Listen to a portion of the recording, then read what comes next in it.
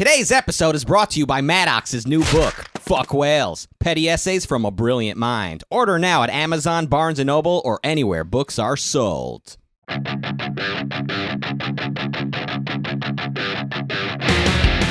Welcome to the best debate in the universe, every debate in the universe, from net neutrality to male vitality. With over 2.5 million downloads, I'm your host, Maddox.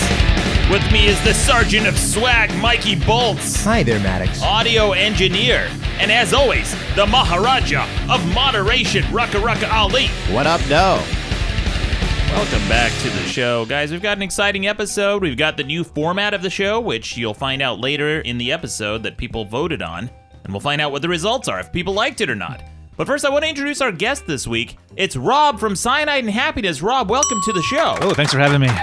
Yeah, so Rob runs one of the biggest webcomics on the internet. Probably the big. It's you and the Oatmeal are the two biggest, right? Probably. Depends how you measure. I don't know. I consider myself the biggest because I'm self-centered. But I think the Oatmeal does have more traffic, more audience, and better comics. I see. Oh, well, that's very, very complimentary. Very flattering, very humble guy. But it's you, Chris, and Dave who are running the ship now. And you guys, I guarantee every single listener right now, even if you don't know the name, you've seen these comics. A lot of times they're like stick figures with orange and green shirts, right? Yeah, usually with boners.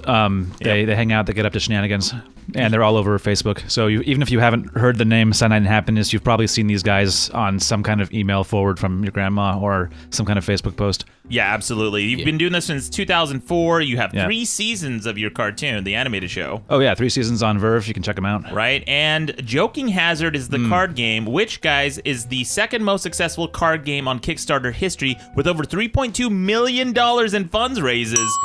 Holy shit. Oh, shit. Yeah. Oops, wrong one. I just buzzed myself. Oh, did you mean to ding? Ding is, that's the sound of having a successful Kickstarter.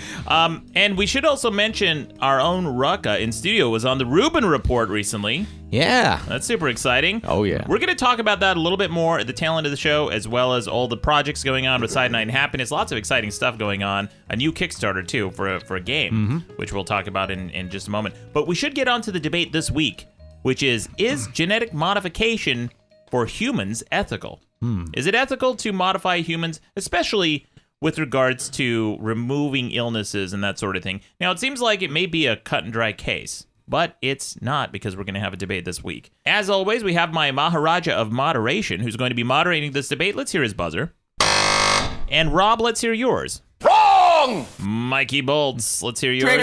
There it is, and here's mine. If you hear a buzzer from any of these fine gentlemen, and especially myself, the finest gentleman, that means that we are disagreeing with one another, that we are chiming in with interjection or pointing out a correct. So this is the shut the fuck up button. This is I have a point to make. Yes. Okay. Correct. Yes. Or you can just use it to call someone out. And also, longtime listeners of the show know that we have a very special guest in the corner of our studio, sitting on a stool, very quietly at all times. Donald Trump, thank you for joining us. Thank you for having me, Maddox. Yeah, you've been in the news a lot, Donald. Yes, the world is in calamity. What can I say? Yeah, the world's in calamity. Would you have anything to do with that, or? Well, I did eat some clams recently, and I do think that that might have something to do with my indigestion. I don't know if that has to do with what the world's going on. Yeah. You moved the American Embassy recently in Jerusalem. To Embassy Suites, that's right, yes. Okay. I gotta go eat my Skittles now, Maddox. Okay. Thank you for having me. Enjoy your Skittles, Donald. We'll be checking in with you in a little bit. But Rob, as our guest this week, I want to ask you, what is your thoughts on genetic modification? Is it a good thing to do in humans? I think it could be a good thing, but it can't be, because humans are evil, and there's no way that it won't be used to ruin the world. Like there's no way to have it, and there's no way to have nice things when it comes to genetic engineering. Okay, so you think people will abuse it immediately, right? I think they already are. There's got to be people in secret right now trying to invent super soldiers and humans with 5 arms. It's already happening. It has to be. Interesting argument. And I have an argument on your side of the debate that I hope we get to. So I'm going to argue that it is a good thing. Let's do it. All right, fuck it. You know what? In fact, the argument, I'm just going to go ahead and tell you. The argument that I had for your side of the debate, I'm going to flip around and use it for my side of the debate, which is, with genetic modifications, you are now able to selectively choose the genes that make people the most athletic, that make people the smartest, the most good-looking, the most perfect type of human you can possibly make. Given the choice to have a perfect child, right? The most athletic, the most beautiful, the most talented, the most gifted, the most brilliant, why wouldn't you? Well, you know who else wanted to make the most athletic, most attractive, most intelligent race? If you remember how that turned out for that guy, yeah, I'm Godwin's right out of the gate. Godwin's law, which is as time increases during a debate, the certainty of Hitler appearing Yes. increases to near 100%. And we're 45 seconds in, so it can only get better from here.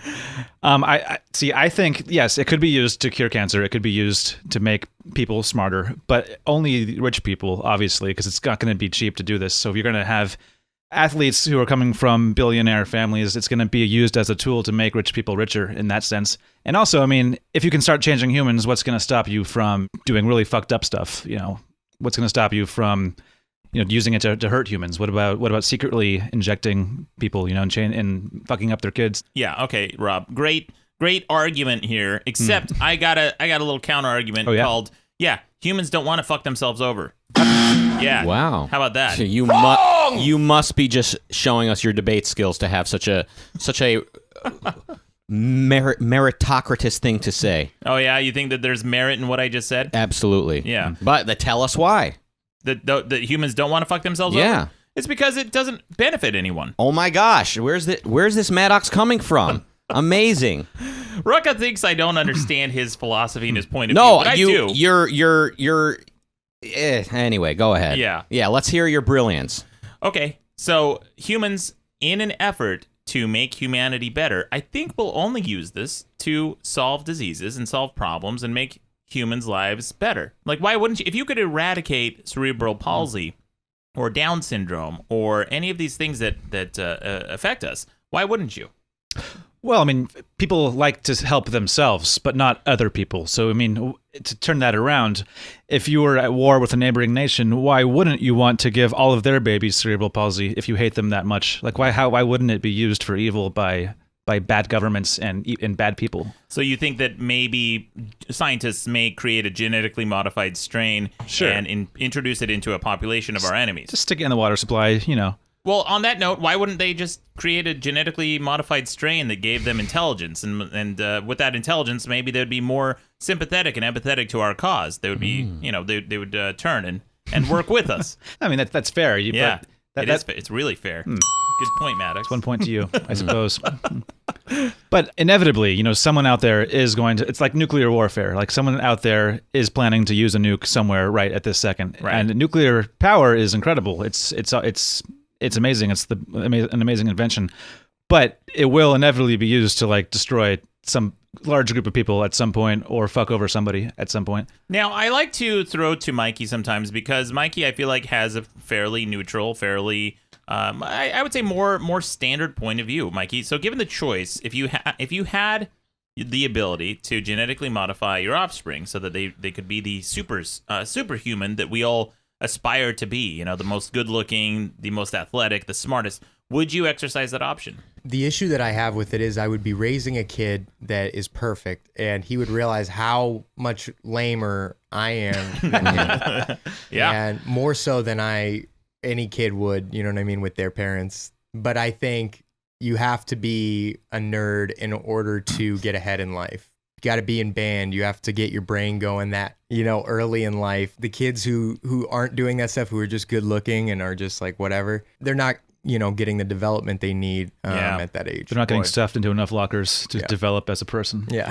I do agree with that. Even in the situation you're describing, Maddox, where you know, people are using it for athleticism and intelligence, like it's still only going to be used by rich assholes to make their family line more successful. It's gonna further the income divide if your baby is gonna be an automatic super genius because you can afford it. Okay, fine. Look, these billionaires are just pumping out hot, perfect people into the gene pool. And guess what? Eventually, they're gonna bang a few uggos, right? Mm-hmm. A few of us normal people will occasionally bang a billionaire's offspring. I mean, we can dream, yeah. Well, yeah. I mean, it's just statistically speaking, it's just gonna happen. People bump into each other and start banging. Mm-hmm. That's what happens. So at some point, I think overall, it's going to increase the quality of our gene pool, is it not? Well, I mean, the intelligence may, but unforeseen, like let's say you make a kid beautiful and strong, but what you don't realize is they have a rare form of super cancer that only, you know, develops one generation later, like, and you have no idea, you know, that's coming. Now you've added more cancer to the gene pool than you had otherwise, just so you can make your kid a quarterback or a supermodel. Yeah, that is a risk. Look, you got to crack some eggs if you want to make an omelet. Am I right? That's why there's 12 in there. Well, I want to throw to Rucka too, because there is also a consideration that I know Rucka probably feels strongly about, which is whether or not this is even ethical. Is it the government's role to tell people not to do this? If you're knowingly hurting your unborn, like if you're creating somebody with a defect on purpose, I could consider that abuse. I would call that like it's like you're breaking somebody's leg before they're born in a sense. But as far as giving somebody good looks and intelligence, I mean, I can't understand the argument against it. I mean, if your first go-to argument is the rich will have access to it first, I would say A, that's envious. It's not an argument, respectfully, and B, even if that is the case, that the rich have access to caviar before the rest of us, over time it will become more accessible as it's mass-produced, and the Bill Gateses of the world want to put it in everybody's home. Isn't that usually how technology ends up going?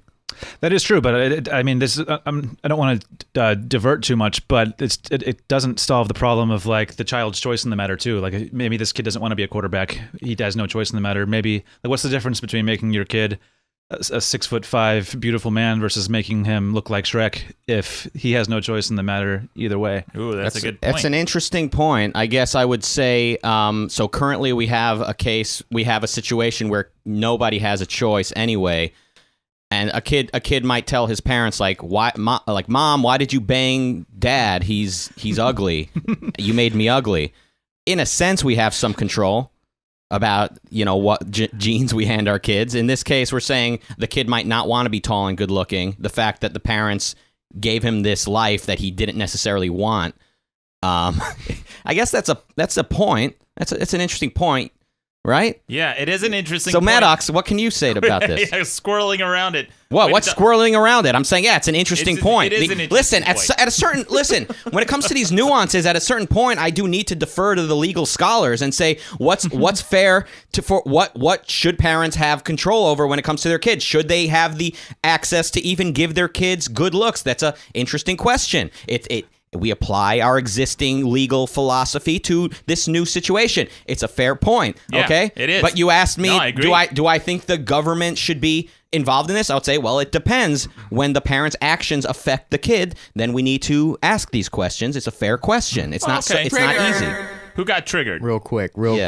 Mikey. So if somebody's willing to genetically alter their child, wouldn't that be the same person that would take a shirt back that didn't fit them from Target? Like, you know what I mean? So I think that... Good point. I think that... The Target argument.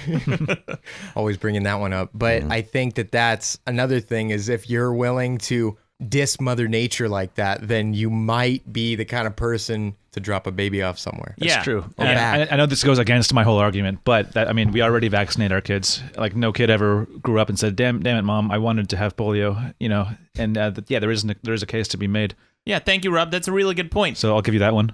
Yes, I'll give you that point, All right, let's get a little nastier, guys. Come on. Well, here's what I want to say about giving your child choice. Here's the thing. We're already doing this. Everybody's already doing this. Every time you select your potential mate, if you see the blonde or the brunette across the aisle, across the bar, and you decide that's the one, she's going to be the mother of my children, and vice versa, right? You guys selected each other. And you probably did that based on some traits that you were able to observe, like their looks, like their personality, like their occupation, like whatever they happen to be in, whatever circumstance they happen to be in. That helped you decide, right? That helped you determine and choose that. It is selection. It is not a random cause. It's a determined choice that you made, right? And we're already doing this. Here's an article from livescience.com, and this is why I think that it's okay to go down this path. This is an argument for it. It says, of course, mitochondrial replacement is unnatural, but so are IVF, so in vitro fertilization, right? Organ transplants are unnatural, prosthetic limbs, and injectable insulin. If we were sanguine about the way that nature and circumstances ravage our fragile bodies, we'd never have invented medicine. And of course, we can't predict with 100% certainty what will happen to us in the future as a result of actions we take now. We never could. When has that ever stopped us, and why should it? So that's a question. Yeah. I think the genetic aspect makes a huge difference, because if you put a prosthetic on your kid, like, that is playing with nature, sure, but that you're not forcing your kid's kid to have a prosthetic and his kid's kid. You're not. There's a multi-generational choice being taken away. Yeah. It's not just you picking the blue-eyed blonde across the aisle as your mate. You're also forcing your kid to pick the presumptive mate. You're changing genes for multiple generations, and I think that's a strong case to make against it. Oh, that is a really good point. I really understand the whole our technology has surpassed our humanity aspect of this. Like, I don't think that's a legal argument. I don't think that should mean we limit our technology, but the fear is definitely real that people are going to use this for irrational purposes. Like, my biggest fear when I hear about this technology is, like, what if the types of parents, the types of people, you hear about this lady who gouged her own eyes out, made herself blind because she feels that she's a blind person on the inside and she wants to be blind. People that have made themselves handicapped because they feel that being disabled is their true identity. What if those types of people decide to have a kid and they decide to give this child an identity that is, Oh yeah, negative. Nothing would stop them. No amount of government regulations would stop them from going to another country and finding a different group of scientists to do whatever batshit thing they want to do to their own kid. There's always a way around regulations. Well, also gender in particular. So I met someone in a Lyft car not too long ago. We picked her up, and she just left an in vitro fertilization clinic where she genetically modified her child. She chose her child's gender. She came out here from New Zealand, and she wanted a daughter. And so she came out here specifically because it's outlawed in New Zealand to choose the gender of your child. In America, for some reason, I guess in different states, the laws may vary, but it's not in Los Angeles. So I thought that was a really interesting thing that happened. She came out and specifically wanted a female child. Should you be able to choose the gender of your children? See, that's not something you pass forward generation to generation. I mean, it is taking a choice away from them, but so is random chance. It doesn't really make a difference.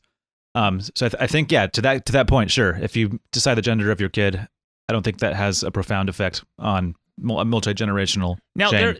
there is the risk that in modifying these people's genes, that we could awaken a Pandora's box that becomes irrevocable. We may be able to modify someone's genes that makes us think that we're increasing their intelligence or their athleticism, but it may make them more susceptible to a type of disease or virus that could wipe out all of humanity. That's where this is an ethical question. That's where this comes in, Rucka. So this is a question that I would ask you in terms of regulation. Now, I know that your belief is that, very in favor of personal property and personal choices, right? Everyone should have that personal liberty. However, if you tried to modify someone, even with good intentions, and it was not your intention to modify them in a way that makes them more susceptible to pandemics, should you have that ability and right to do that? Because the potential outcome is you could wipe out a significant portion of humanity or affect many people in adverse ways. It's kind of a detail of what you said. Why would one person being susceptible to a disease make someone else susceptible to it? Well, because, for example, when people got AIDS, that strain was a different type of strain that eventually mutated so that it could be transmitted. Be transmitted and inhabit a certain host. Like, for example, Ebola. One of the reasons Ebola is so contagious and so dangerous is because it was a mutated version of another strain that became airborne at some point, I believe. And so when people sneeze when they get Ebola, I think it becomes very, very contagious. And so you might create a human that is very receptive to a certain type of bacteria or disease in our environment that we are not and that currently disease susceptible to. mutates inside the person. Yes. And it carries forward for generations. So what are you going to do when you discover that your gene tweak that made this kid beautiful and athletic also made them more susceptible to like some disease? Are you going to tell them, hey, we just discovered this bug in our coding. You probably shouldn't have kids. In fact, we're gonna make sure that you can't. Like, how do you stop it from perpetrating generationally once you realize that there was some unforeseen consequence to your change? I guess the answer I would give is, in general, when it comes to risks, we need to look very carefully at what are the known risks and proceed from there. I mean, with any new technology, with any new medicine, if I invented anesthetics and we'd never seen it before, now you can have surgery without being in incredible pain.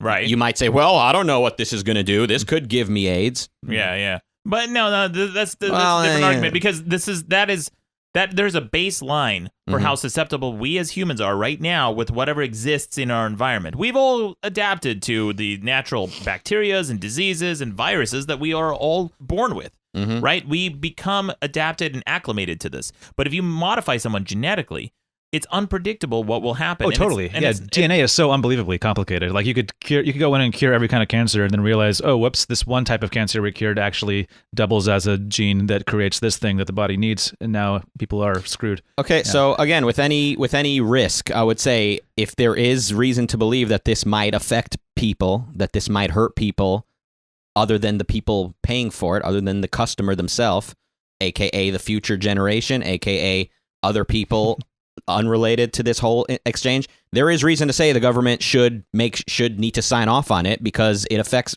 There's potential damage that's going to be done. So yeah, the scientists need to make sure this is safe before they go ahead with it. I mean, whenever it comes to risk, there is definitely the case to be made that this affects more than the people that are having this exchange. So yes, you can have that boner you have right now, Maddox. I see the look on your face. Yes, I'm saying there may be a place for the government when it comes to the risk. However, when it comes to beyond the matter of risk, just people, should people have this type of technology and is it fair? Like that's where I jump off and say it's really none of my business if some people have access to this and others don't, for instance. This is a question for everyone. Would anyone at the table consider themselves a globalist or in favor of global government? Those are two different questions. What do you mean by globalist? Well, by globalist, I mean in favor of global government. No, I'm not. Okay, no, not really. No, and Mikey, no.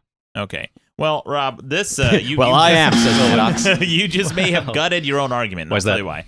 It's because let's say that you're going to successfully debate and argue that this technology could lead to a chaos scenario, a doomsday scenario for us, right? Well, if we regulate in America and say, okay, no one can do this, we can't regulate in China where they are doing this. So the actions of China, the actions of any other country could be affecting us in adverse ways that we have no control over. So isn't that then an argument for a global government? Well, I mean, global government carries its own problems and risks, but I mean, I'm not arguing that there's even a solution to this. I think genetic engineering could very well be an unstoppable force that ruins us. I don't think a global government could even stop it because you could still have pockets with 7 billion people in the world. It wouldn't be that hard to find a way to have some nefarious genetic engineering operation that no one knows about. That's a good point. And Maddox, you're smart. Are you gonna yeah, say? very smart. Yes. But couldn't you say that with any technology? Like other countries will let you use it for bad purposes. I mean, should the inventor of the steam engine be held responsible? Should he have been stopped because someday Hitler would use his technology to hurt people? Hitler. There you go. There we go The again. Hitler argument. Yep. No, because it depends on the scale and scope of how much it could affect. Oh. Yeah. Okay. So like for example, someone created a gun or a knife. You could use that gun for good or evil, and most people use it for good, right? But and then by the way, if a gun malfunctions or a knife malfunctions, you are affecting at most 1 or 2 people. Or maybe if you happen to go on a shooting spree, maybe like 50 or a few hundred. But we're talking billions potentially with genetic modification. The scale and scope is vastly different. That's why it's not even comparable. This is something that we need to look at as a special case. Genetic modification. Yeah, so 6 million, more than 6. Like Hitler killed a lot of people with Western, modern science, the technology that the Industrial Revolution gave him. It doesn't matter. It doesn't matter. So we've no, got. No, I'm not saying it's not that many people. It doesn't matter. That's not what I said. You heard it here first, folks. Yeah. No, it doesn't matter what technology he used. If he didn't have fucking gas chambers or guns, you think that would stop him? You think he wouldn't use a fucking club or whatever it took to do it, or just his bare hands? Right. So my point is, if people are gonna hurt people, they're gonna use whatever technology is at their disposal. Why should we here in the free world be worried about what the Chinese are gonna use our technology for? Because it affects us. This could affect us in a very drastic way. Oh, especially with genetic engineering, because once you put that into the world, that's a human being. Like that's somebody who can travel anywhere, somebody who can have sex with anybody. You can this can if they are good looking, absolutely. And they will be, because that's the point. That's what we're trying to accomplish, right? They can, and we may inadvertently awaken a Terminator gene. Now, this is something that we're experimenting with currently in mosquitoes. And Rob, this is really interesting because we talked about this. There's a new. It's not even new. It's been around for about 5-10 years at least. It's called CRISPR. Oh yeah. It is a genetic tool essentially that can go in and slice up DNA and add in little bits of other DNA. And it was kind of it's very fascinating stuff. If you guys haven't heard it, it's outside the scope of this podcast because we're not experts in the field. But Rob, your mom is, right? Yeah, but I'm still not an expert. My mom talks about my mom works in the area of genetics a bit because she works with hepatitis B and C and how to cure these viruses. But I wouldn't consider myself an expert, but I know enough about CRISPR to be absolutely terrified, and so should all of you, because not only could it be used to solve cancer or tweak mosquitoes so that they can't carry malaria, but it could also be used to wipe out an entire species if you wanted to. It's not just taking out bits of DNA and putting new ones in, because that would be, that could still go wrong, but it would only affect a few generations. It would filter out through genetics. Like, you only have a 50% chance of inheriting your dad's problems. But you can also program in the CRISPR machine itself. You can program DNA to create the CRISPR process and then enact it in every new baby that's born. So what is CRISPR? So CRISPR, to summarize it poorly, probably it's a mechanism where they use a virus to hijack like a regular process that DNA uses to rebuild itself when it's damaged, but it targets areas that aren't damaged, and it tells the DNA that, hey, this part needs to go, cut it out, replace it with this bit here, and the bit you replace it with can be whatever you want. So assuming you understand what you're doing, you could take any bit of DNA and change it in any way you want. You could give people purple hair, 3 arms. Like, you could do anything just by programming it into the CRISPR system. I just looked it up online just to give everyone a little bit of background. CRISPR technology is a simple yet powerful tool for editing genomes. It allows researchers to easily alter DNA sequences and modify gene function. The protein Cas9, it's the one that's CRISPR associated. It's an enzyme that acts like a pair of molecular scissors capable of cutting strands of DNA. Now, this is very, very powerful stuff because essentially what Rob said is true. If you genetically modify someone, right? If you want to create a certain crop, like this tomato is resistant to this bacteria or this pest, which they're already experimenting with, they found that after a few generations, that tomato would lose that resistance because it didn't inherit those genes. But then scientists found a way to include the CRISPR instruction set, essentially to recreate that genetic modification going forward. So, and that means it breaks evolution, like it breaks genetics completely. Because now, if that tomato that you're changing, all of a sudden, too late, you realize that it's now poisonous to humans. It's out in the wild. Now that tomato's offspring is going to be poisonous, and it's going to spread through the population. It's not going to But typically, tomatoes grow on like one farm here and then another there. Yeah, but over time, eventually, if let's say you have mommy tomato and daddy tomato, without the CRISPR repeating itself, even if you made one poisonous tomato, it would filter out over time. The offspring would have a less of a chance to have that gene, and then that offspring would have an even less chance. If you program CRISPR into it, now every tomato that interacts or at any kind of cross-pollination is going to spread that gene 100% of the time instead of 50% of the time.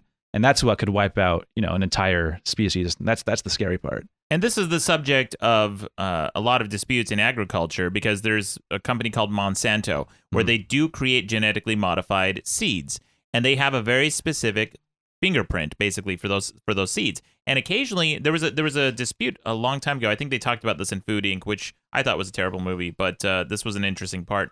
But in Food Inc., they talked about how you could have a neighboring farm that has those Monsanto seeds with those genes that are modified, and then just the wind itself could pollinate your field, and then inadvertently you could be harvesting their crop, or a bee could carry some of the pollen over and cross-pollinate your products, your produce. So that could essentially spread this genetically modified crop to places that weren't ever intended, and it could have potentially, it does have the possibility of replacing all the normal crops, which, by the way, would end that genetic evolution. It would stop evolving in the way that we predict, in the way that we expect, because we have told that gene to continue passing down the modifications we made to it forever. Right. Well, but that last point, you can say that about agriculture in general. We interrupt the natural process of evolution and decide which fruits we want to see reproduce. Yes, that's true, but not in a way that is irrevocable. Yeah, not in a way that's done in one day in a lab versus over hundreds of years. Like when we created corn, it took multiple generations. It took hundreds of years to create corn. I mean, isn't it better to speed it up? Well, I would say no, because that brings in so much risk. If I can sit at a computer and program what I think corn should be in an afternoon with a bunch of my buddy scientists and okay, this is what corn is now. We're going to grow it. going to spread it out. It's going to take over all the fields. And then you realize too late, oh shit, actually now it explodes. Maybe the outdoor farm is kind of getting a little antiquated. Maybe it's time to just move everything indoors and just have a factory with everything you need kind of contained in one room. That's my argument for why these Malthusian predictions about the end of the world and how we're going to run out of resources, they're all dipshits. Every time someone love makes this guy. Yeah. I love argumentative opposite side of what he actually believes, Maddox. That's not the opposite side of what I actually believe. It's what I actually believe. Wow. It's the regular side. Because everyone who says, I wouldn't even say, I was going to do my Rucka voice, but it's not even you saying this, but all the people who say that the earth is going to run out of resources and land, et cetera, et cetera. Why would I say that? No, you've never said that. No. But every single time someone makes one of these dipshit predictions, something happens, some technology comes along and increases our food output tenfold. And that happens time and time again because you can't predict what future technologies will yield. And we haven't even begun to explore, in a pragmatic way, vertical farming with hydroponics, which means all food will be organic. We no longer have to use pesticides because we control what type of bacteria and plants and pests go inside a building, and they can be completely self-sustained. You can have irrigation systems that run from top down and have the entire building be solar paneled and self-sufficient. These are technologies that we haven't even really begun to explore. And when you say technologies will yield, I mean, you almost make it sound like technology invents itself, whereas somebody thought about it and created something new and experimented and created a new type of technology. And don't leave out the part that at every step of the way throughout history, there was always widespread hysteria surrounding every new technology. Well, I think sometimes it's warranted. Like, look at nuclear weapons. I mean, there's still hysteria now, and the nukes could still go flying any day. We don't know. I think I see genetic engineering similarly. In the wrong hands, it could do immense damage. In the right hands, it could cure cancer. And there's really no controlling. Once the technology exists, everybody will have it. It'll become public knowledge, and there's really no turning back that clock. Like, take the idea of the tomatoes we were talking about. Once you use CRISPR, like a self-perpetuating type of CRISPR, because remember, there's two kinds. There's CRISPR that only applies to that one, and then there's CRISPR that has the instructions for CRISPR inside of it. And if it's that second thing, once you realize your mistake, there's no undo button. It's out there in the world. It's breeding in the wild. You can't undo it. And that's the terrifying part. Yeah, what if the human that you modify, again, let's go back to the Terminator gene, because this is really important. It's very interesting stuff.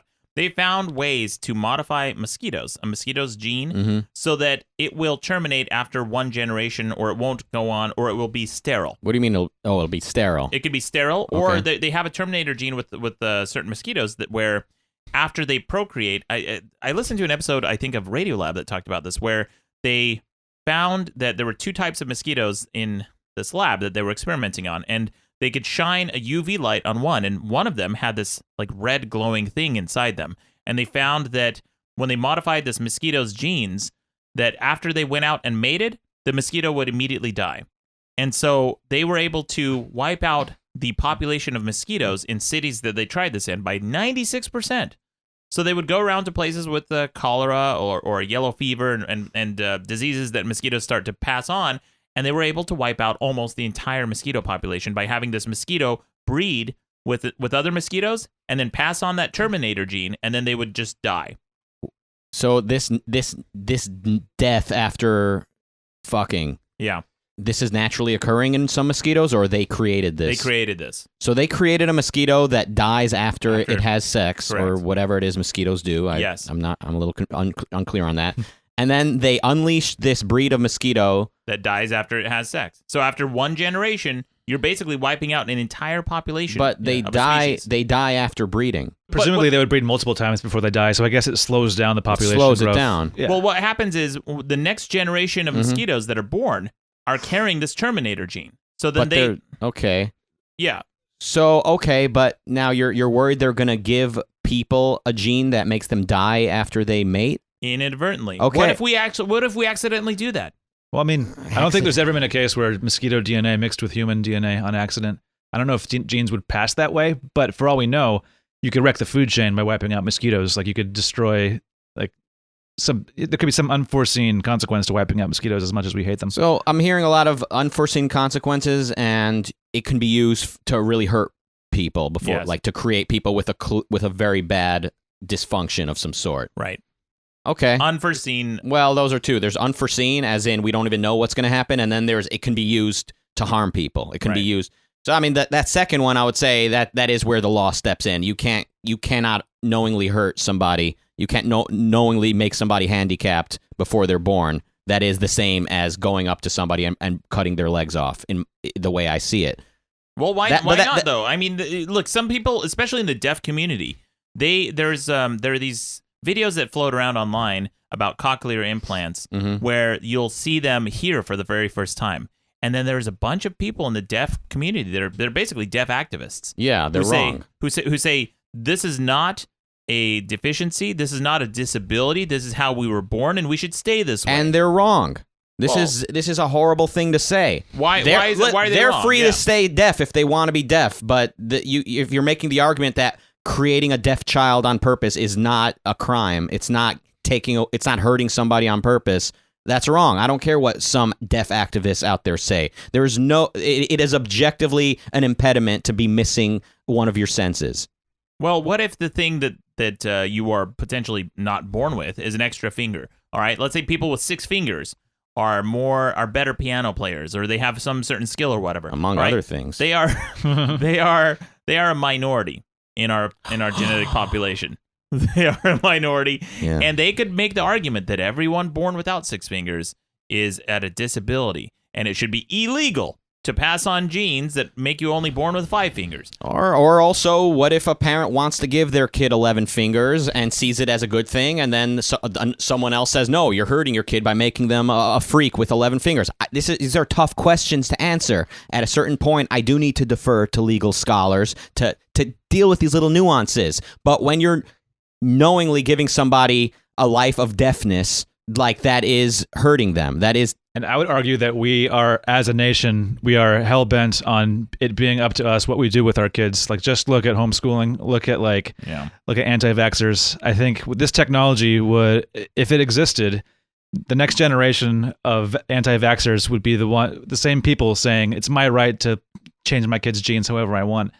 Well, what about this? Go ahead, Maddox. Oh, you're not going to say it? I'll say it. Yeah. Okay, so you're saying that anti-vaxxers are wrong. So you're saying that technology should not be feared, as in vaxing technology. I'm saying it's the don't tell me what to do with my kids crowd, and that crowd could very easily be, on both sides of this. But the don't tell me what to do crowd, they're afraid of this technology, which is vaccination. So and they would certainly be afraid of this technology, genetic engineering. Also, nothing to worry about. They're not going to use it. Well, what about this? What about this? That's a good point. What if scientists were able to determine, and by the way, they are already finding some differences in the political way that people think, right? Conservatives versus liberals. They have done studies that have found that the way that conservatives process grotesque imagery is vastly different than the way liberals do.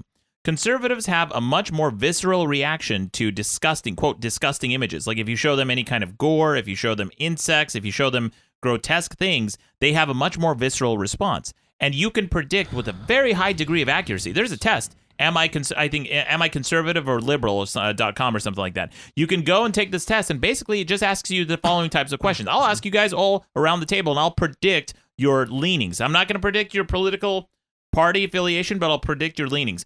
Here's the question. If I took a fly swatter that has been used to kill flies, and I wash it and steam it and sterilize it as much as possible, and then I use it to stir a bowl of soup and serve it to you, would you eat that bowl of soup, or would you feel disgusted by it? How hungry am I? Yeah. Well, let's say you're just eating lunch. Yeah, I'd eat it. You'd eat it. Yeah, I know it's clean. I know it's been sterilized. Yeah. Mikey, how about you? I just skipped lunch. You'd skip lunch. Okay, Rucka? Yeah, it's weird. It's a weird situation you'll never be in, but hypothetically, I think I would probably eat the soup. I'd be unsure why you did that. Yeah, you've never made a soup before. Yeah, It's why a would new thing? Okay, I make well, really go good ahead. soup, buddy. So apparently, me and Rob have the same exact political leanings now. Go. Yeah. What? Not same exact. So you No? would have to ask him a number of Okay, these types what's of our questions. leaning? Your leaning is a little bit more liberal. So people who are a little bit more liberal are more okay with grotesque things like that. And Mikey, you might be leaning a little bit more conservative based on your answer. All right. Now, it's not flawless test. It's not flawless. That's one question. It's a dumb question, and it's a dumb test. It's not a dumb test. I was hanging myself with my invisible rope the minute you brought this up. Now parents are gonna determine their kids' political views. Also, it's like you're so incoherent if you Why? think that opinions and philosophy is determined by your genes. It could potentially. But it can't. What if they find that it is, Rucka? I don't think They can't find that it is. None of us were born knowing what fly swatters are, or how sanitation works, or even what soup is. You know, these are all things that we learned. Well, okay, here's a fact, right? Certain people find grotesque imagery more disturbing than others, right? I think there's That's different fair. tiers of it, like different Yeah, categories. everyone's got their though. own I think limits. it changes. Yeah. Okay, if I, for example, can tolerate any amount because I'm perfect in the sense that I have really good looks and I'm very smart. So Your parents already had this technology. They Yeah, accessed it. why are your parents hiding it from everyone? What do you mean they're hiding? Your parents clearly know how to make a beautiful, handsome young man. Look, they got lucky. All right. Oh, it was luck. Yeah, Sure. they rolled that dice twice, and let me tell you, the results were hold not up. the same. Let me count your fingers. Wait a second. So, but let's go back to this question, though. If you are able to determine, and I know, Rucka, well, how do we know? Look, if you are able to determine What? with some degree of accuracy that someone may have a political leaning. I wasn't saying how do we know? How do we know? I was saying ideas and opinions are not determined by genes. And Maddox is saying, what if? What if it is? What if You don't fucking know. What if the I can't even think of a comparison. There's nothing that stupid. It's not stupid. What if, you don't know? Look, the people who are centrists might have a genetic predisposition to being more open to hearing two sides of arguments and two sides of debates. So what if they find that there's something similar for conservatives and liberals? Because again, they have tested countless conservatives and liberals on tests like these, and they found that conservatives have more visceral reactions to grotesque imagery. I would say that's in the same category as trying to make them more intelligent or more attractive. You're altering their choice in life. In a scenario that you're describing where you're a Republican or Democrat because of your dad's jizz. Like, I think in this scenario, yeah, I would have a problem with that. I think it takes away an element of choice and it changes their brain chemistry in some predetermined way. And that's kind of spooky. Okay, well, look, we have talked a lot about the negatives of this type of technology, right? Oh, it could potentially create a Terminator gene. It could create. It could make people pass on generations of conservative or liberal thinkers. It can't. How do you know, Rucka? You don't know shit. Because I know that people are conscious. We're all sitting here, four conscious people, having a discussion about ideas. Oh, really? Do you think it's possible? Do you think it's genuinely possible for just in general to be able to persuade a Trump supporter or a Clinton supporter to go to the other side? How likely do you It's think very that is? difficult. Hold on, let me answer. It may be very difficult, but the reason they are a Trump or Hillary supporter is because of the philosophical choices they've made either implicitly or explicitly up until now. Yes, and I have nothing to back this up, but I am 100% sure if you took twins at birth and sent one to Alabama and one to New York, they would have very different political leanings if you gave them different upbringings and different socioeconomic statuses, different educations. And even then, they would have the opportunity to think for themselves if they are an independent thinker and challenge the environment that they were raised in. So I'm not even with you on the word products of our environment argument. Everybody can and sometimes does. It doesn't happen often, so I understand your cynicism, Maddox. But every once in a while, people actually do think for themselves. And no, your opinion is not handed to you by genetics. Okay, well, there's no evidence for that. That's just an opinion of yours. There's no evidence. What if actually that makes me think of something else that's kind of worrisome. But like, what if your ability to choose the way you think and have an open mind could be turned off through your genes? What if your brain is programmed just like any other organ in your body? Of course it can. So what if it's not left versus right? It's free thinking versus robot. Like if you could tweak babies to be more obedient, to listen, to believe things more readily. Like that's something I believe 100% could be done. In other words, to turn off their rational faculty. Yes, right. if they have autism, okay, for example.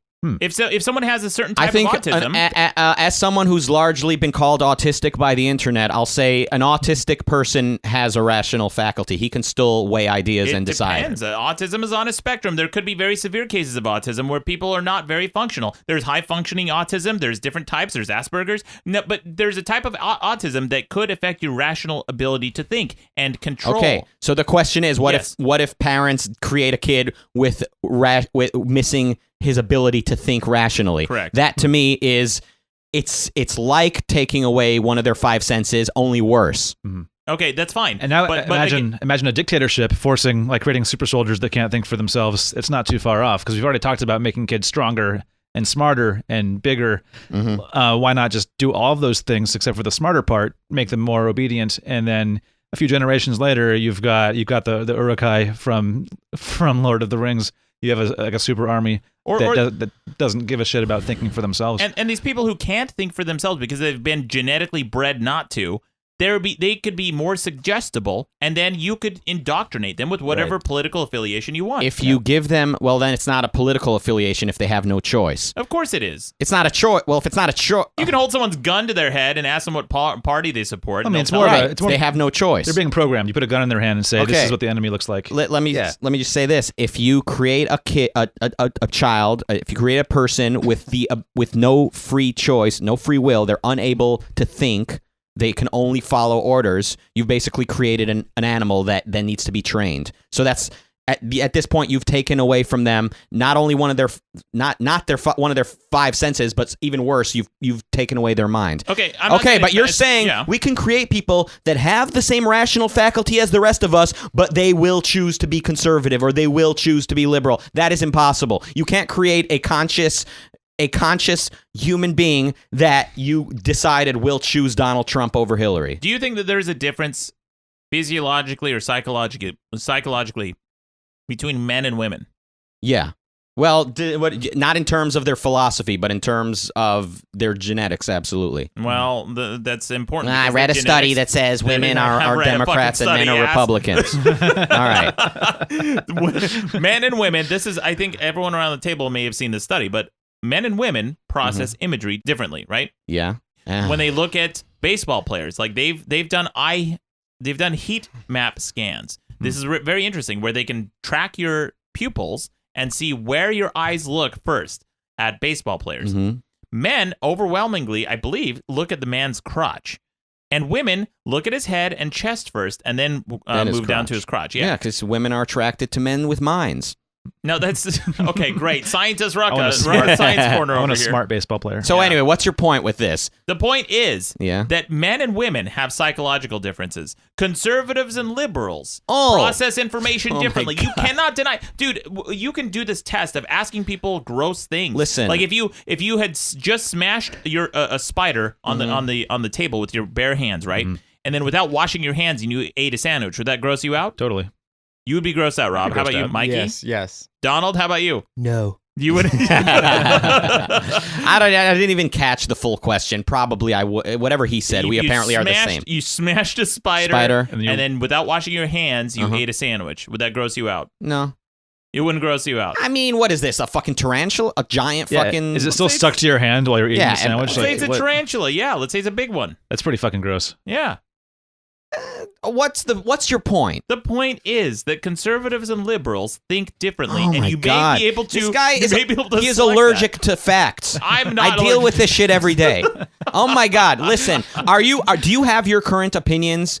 To the extent you have any, I still can't figure out what the hell you are. But to the extent you, Smart. do you have your opinions because you thought about them and chose what made sense to you, or is it because of genetics? I mean, Rucka, you're asking me a question. You're asking a ruler to measure itself, essentially. Right? You're asking me how I formed my opinions, whether it's genetic. How can I even measure my own, the effect that the genetics have played into my thought process? How can I even measure that?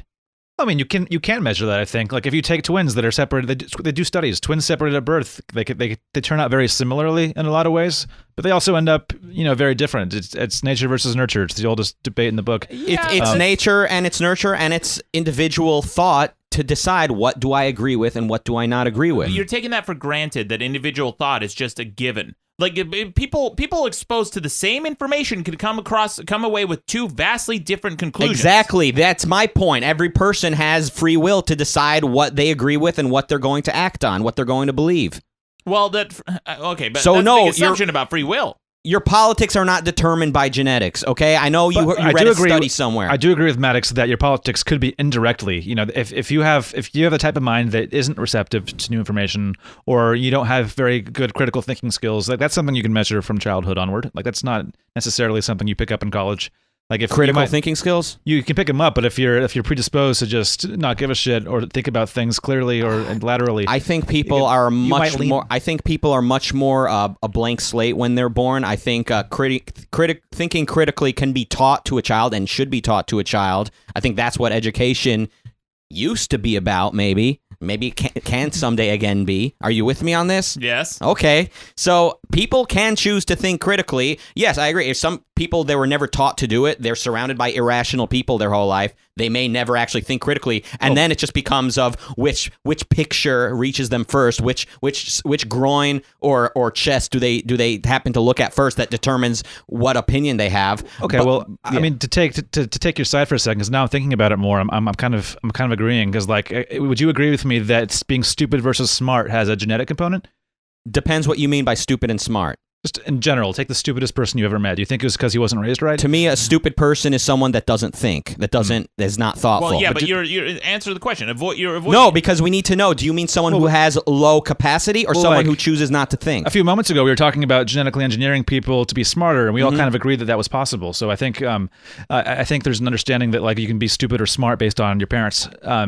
Based on your genes. Yes, but even the dumbest person on Earth, if they have a rational faculty, if they're able to think, they can choose to think, and they could put a man on Mars sooner than a guy with the highest mental capacity in the universe who chooses not to think. There's mitigating. And he chooses to be stupid. Take for an example me and Maddox. He's a computer programmer, highly gifted thinker, or capable. Really, you said it. Thinker capable of accomplishing great things if he chose to be rational. Instead, he chose to be irrational. On the flip side, you've got me.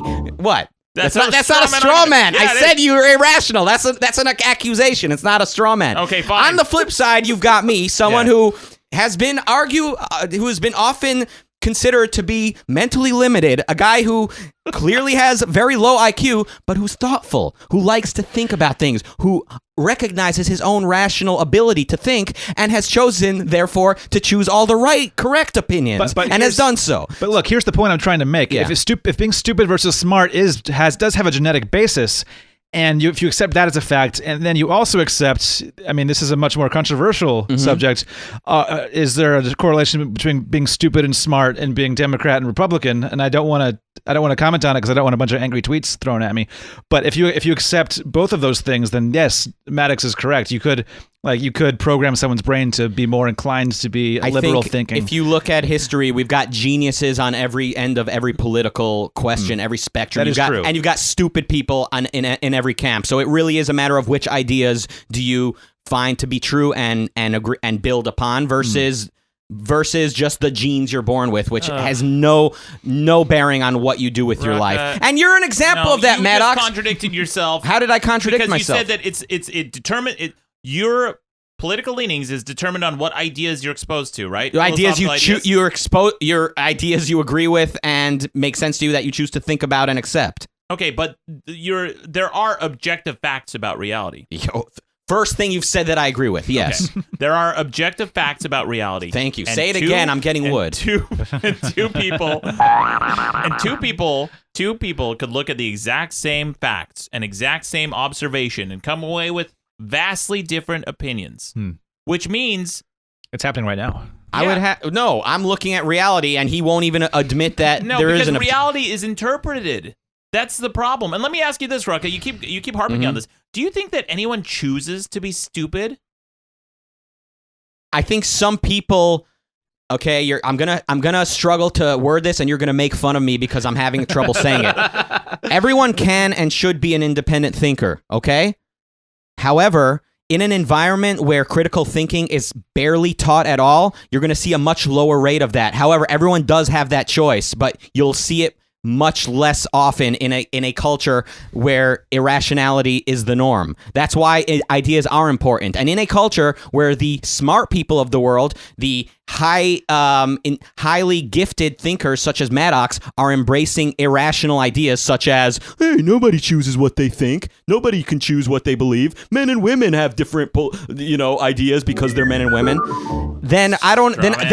When that's prevailing, then I don't expect the mildly intelligent young man to just shrug and say none of this makes any sense and to just go with the flow. It's a rucka wrap up. I think your approach is very all or nothing, honestly. I think we're talking about predispositions. Like, are you predisposed to lean conservative or liberal based on, your open-mindedness, your reaction to repulsive imagery, like things like that are potentially hardwired into your brain, into your genetics? And there could be a case to be made that like genetics plays a small role because our brains are organs. They do grow with us as fetuses. Like, there's no reason not to think that there's some kind of predisposition towards a certain way of thinking based on how your brain is at birth. Right. You're acting like you can present a version of reality to people, and everybody, if they think freely, right, if they think clearly, and if they have independence and their choice of mind, their own faculties, they can come away with the right interpretation of that reality that you've shown them. Like, for example, anti-vaxxers versus people who are more reasonable and more rational. Now, you present them the same exact facts, the same exact data, and then certain people will walk away with conviction that vaccinations is bad and wrong for you, right? And it's unfair to even accuse that person who walks away from that of not being able to think, because you can. I think it's fair. I think they're bad thinkers. I would agree with that, Yeah. but in your universe, right? You could say that those people have sat there and thought freely, and then they have decided based on what they know and what they think that this is bad for them, even though most people objectively would look at that data and that information about vaccinations and say you absolutely should do it.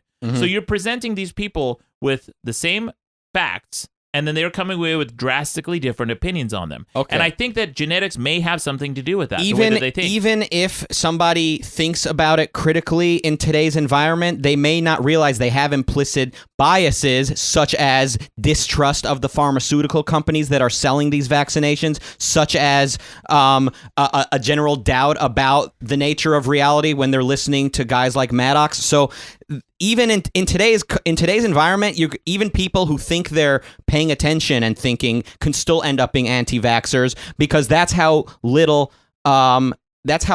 value people have today for objective thinking. But anyway, this is all one big argument about, can you give kids a political leaning or not, and should that be ethical? Yes? I think you can nudge them, because you mentioned distrust in the government, doubt in science, those kinds of things. Distrust in the government isn't something anyone's born with, but distrust totally is. Like, you can be born with anxiety. You can be predisposed. I said distrust of the pharmaceutical companies. Pharmaceuticals company. Yes, I mean, yeah, sure, same thing. Like, if you're a distrustful or an anxious person, which can be 100% genetic, like, you might be more likely to be an anti-vaxxer. You might be less trusting of. Yeah. Oh, absolutely. Yeah. But I mean, that distrust, general skepticism, I think, is a sign of intelligence, as everyone ought to question things. Almost innate hatred and distrust of business, qua business, I think is very cultural, and I think it's medieval, in all honesty. And I mean, just the fact that the first point you brought up about this whole thing is that, well, the rich will get richer. That's not something you were born with. That's centuries, millennia of philosophers passing that down. Good point. Wow, I like this guy. All right, hey, man, next time Maddox is sick, why don't we just do a little podcast? Great. I'll just go fuck myself. Yeah. Donald, I want to ask you, do you think that conservatives or liberals are smarter? Who would you lean towards? I would say that I'm smarter, first off. I'm above both of them. Yes. And actually, I'm going to make up my own party, actually. So I'm going to say the Pita Chip Party, okay? The Pita Chip yes, Party, yeah. The PCP. Yeah, PD. Yes, sir. Okay, Donald, I have a question for you. Do you think that it's possible to be genetically predisposed to a certain type of political party or affiliation? Well, as someone who was bred from millions and millions, billions really, of years of brilliant inbreeding. Yes. I've got to tell you that I know what I'm doing when I have kids. So just look at my kids, Maddox. Yeah. If you want their genes, let me know. I think you want their genes. They're Old Navy. They are one of a kind. Let me know. Yeah. Do you like Ivanka, Donald? Is that your favorite daughter? Yes, I'm working on it. Yeah. Oh, yeah. What are you working on? Well, I got to go, Maddox. Okay. Well, thanks for joining us, Donald. Thanks for chiming in. I do want to say this. Like, speaking of Terminator genes, I got the Terminator argument here. Okay. And we've been entertaining this side of the debate, Rob, of like the doomsday apocalypse scenarios of genetic modification, that sort of thing. Here's the Terminator argument, all right? And this is, I think, the ultimate argument against that fear. Mm-hmm. Whatever problems we create with genetic modification, we can solve with genetic modification. Boom. Mm. Okay, I disagree with that exact sentence you just said. Well, I couldn't disagree more. There's things you can't undo. If you change genetics across the entire population, you can't unring that bell. And I would go so far as to say, like, we've talked about apocalyptic scenarios where the entire world is fucked up and everyone's got 5 arms and everyone's got cancer. I would say the best case scenario is also pretty fucking bad because you're going to have an upper class of people keeping this amazing technology to themselves. You're going to have billionaires getting richer and more attractive. I think you'll see an even stronger economic divide because of people making their kids more beautiful and smarter. And I think even in the best case scenario where it's used correctly to eradicate cancer, it's still going to be misused because people are people and people love to subjugate each other and they love to have their own toys and nobody else can touch them. Interesting. Okay, well, that's a pretty cynical view. Like, what if a billionaire comes along and says, you know what, I'm going to make everyone hot. And I'm going to go out there, I'm going to kidnap homeless people and inject them with this super gene, right? And then they're going to have hot babies. And then guess what? Like 30 years down the line, everyone's hot. If everyone's hot, no one is. Have you seen The Incredibles? Like that's the whole point. Like if there's going to be it's not going to fix anything. Let me ask Maddox's question in a way that makes sense. What if a self-interested businessman, a Bill Gates of sorts, says, oh, there's this technology here. Or like Henry Ford, a guy who says, there's this technology, this automobile. Why don't we put one in everyone's garage? Not out of the kindness of my heart, but because I could make a lot of money doing it. So they take this technology that's at this point very expensive and they mass produce it in a way that becomes cheaper to produce and then cheaper to afford. And before you know it, it's like the fucking it's like a fucking fidget spinner. Okay, that's obviously a joke. Fidget spinners are still a luxury toy, but the iPad, the fucking iPad. You know, if you watch old episodes of the Osbournes, you know, which I'm sure we all do on a regular basis. Ozzy Osbourne had a fucking iPad, like not an Apple iPad, but he had like a giant digital remote control that he would hold when he would watch TV that had all this digital shit, and it cost him $50,000. All right? Yeah, those things are awful, by the way. I've used one. They suck. And it cost $50,000. Yes. An awful one costed $50,000 not 20 years ago. Yeah, 15. Your technology gets cheaper. That's the argument, right? Well, you love to say it like it happens as a fact of nature. Businessmen make it cheaper by finding a way to make it cheaper and mass produce and it's no. not. It's okay, here we go. The mechanism. The guy supposedly on this side of the argument. What? The mechanism is competition that makes it cheaper. Businessmen don't want to make their product cheaper. They want to raise the price of their product so they have higher margins. But it's competition that makes it cheaper, right? That's a nuance that we're glossing over. But well, you're finding a way to just puncture a hole in what I'm saying. But yes, competition drives down the price. Absolutely. Right. You can make the argument that Netflix and Amazon are doing the opposite of that right now because it's almost like why wouldn't I pay $10 to watch all these shows and movies? And then Amazon's putting out the they have those like the Alexa thing or whatever for like $30. You know what I mean? But it's turning into a race to the bottom. I think. I think a couple decades ago, or even one decade ago, if you want to watch the 1,000 different movies, you had to spend a lot of money and a lot of time finding those movies and hauling them up into your house to watch them. Today, because of technology getting so cheap and accessible, Netflix is able to deliver it to your screen like that. Yeah, but do you want consumer genetic engineering to be a race to the bottom? That's how you get mutants. That's a good question. Yeah. Again, potential for abuse, but the part about You try again. I was just trying to ask your question in a way that actually has some basis in reality, Maddox. That it can become accessible to the average person because of the market. I don't think it will be. I think the closest comparison is something like elective surgery. It's highly technical. It's complicated,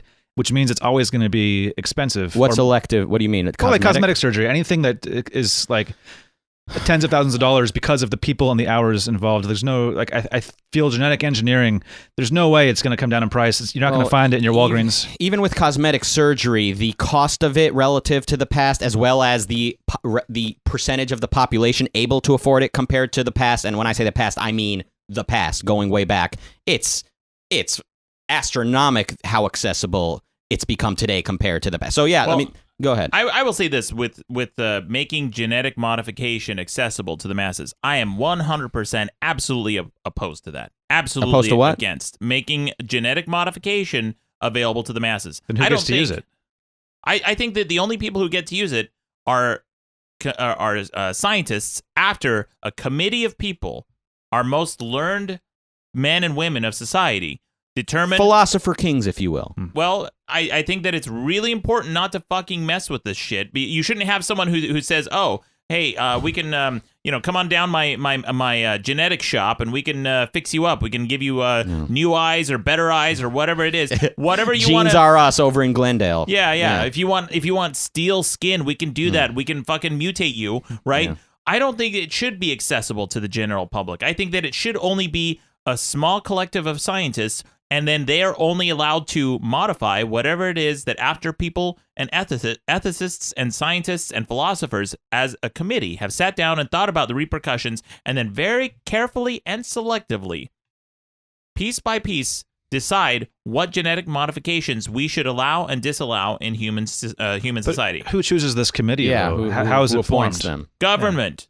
And who? Okay. And, The people will elect these people to represent us. To bring this around to Hitler again, I'm sorry to do this, but he had a lot of experts and scientists. He had a lot of ethicists and philosophers on his crew, and they were government appointed. And I think, whenever humans are involved, biases are going to be involved, and misuse is always going to be an option, especially as the technology becomes universally understood and available around the world. Like dictatorships can just as easily do this as democracies. I don't think that anything that could potentially have a permanent effect, a permanent outcome, a permanent repercussion on your entire lineage of not just your family, but the species should be something that should be put in the hands of every person. Mm-hmm. In fact, I would say that most people shouldn't. I've actually changed my opinion on democracy for a similar reason. Because if people are not educated enough to understand the repercussions of their vote, why are they voting? They shouldn't be given the power to change the course of a Trump ship. wins one election and he just throws all of democracy in the garbage. Actually based on a video. It was actually based on a video I saw about, I believe, Socrates. He was very good. opposed to. Ooh, I love this. What happened to you? Yeah, I'm just really you know smart. what? I've always been smart. Well, Socrates, so for those unfamiliar, for those who grew up in America's public school system, Socrates was a philosopher in ancient Greece. Yeah. Are you going to argue with me on that point? It's true. Okay. That's a good point. And he was arrested for corrupting the youth, essentially for asking them questions that had not been asked before.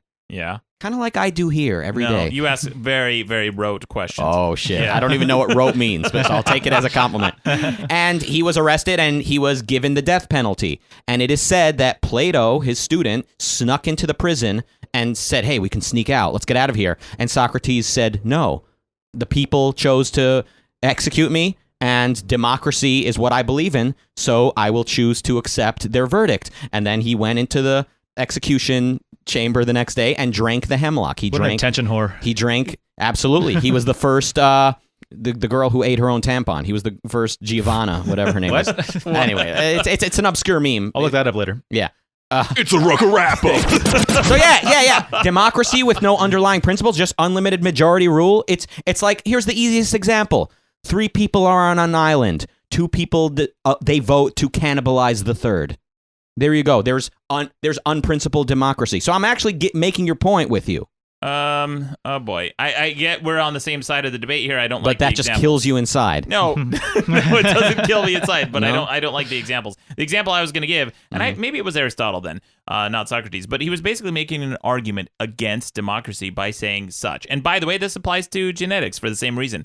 Is that if you are on a ship and you need to steer towards a certain path, you need to go to a certain destination, you don't want it to be a democracy. You don't want the cook and the janitor and the rower to weigh in on the direction that you go. Whatever your opinion is doesn't fucking matter because you're not the captain and you don't know where you're going. You don't know your heading. You don't have a map. You should allow the captain to have final say in the direction that the ship goes in. You don't want to have everybody's vote count because they don't know what the fuck they're voting on. That's the point. And the same thing with genetics. You shouldn't allow people to tinker with genetics if they don't understand what they're doing. I disagree with your core point because I don't know if you followed that Air France flight that went down. I feel like it was 2008 or something. It was recent.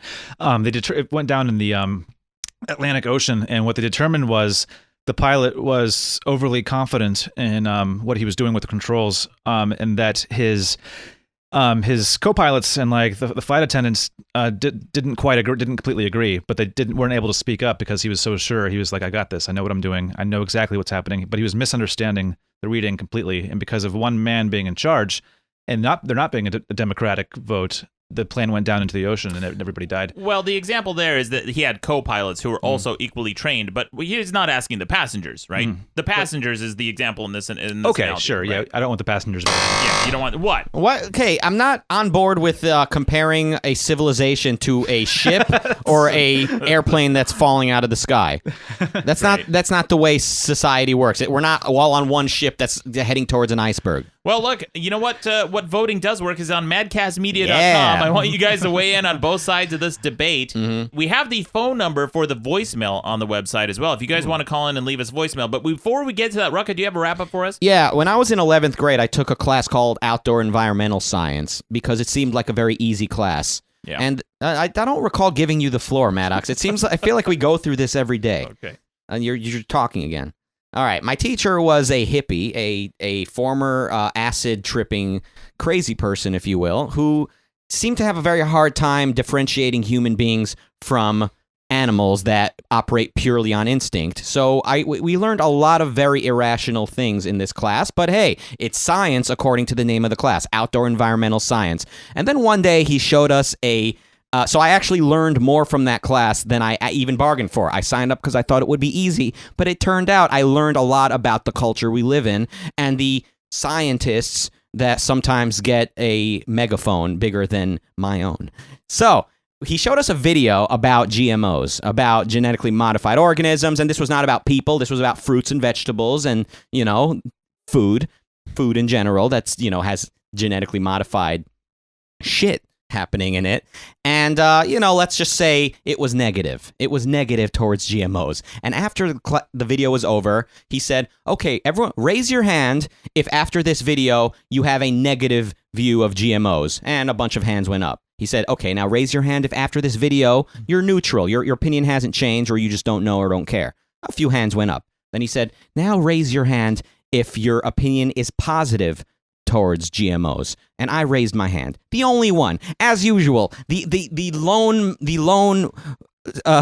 ranger holding my hand up in the face of a mob. I hear you laughing, and that is not part of the wrap-up. All right.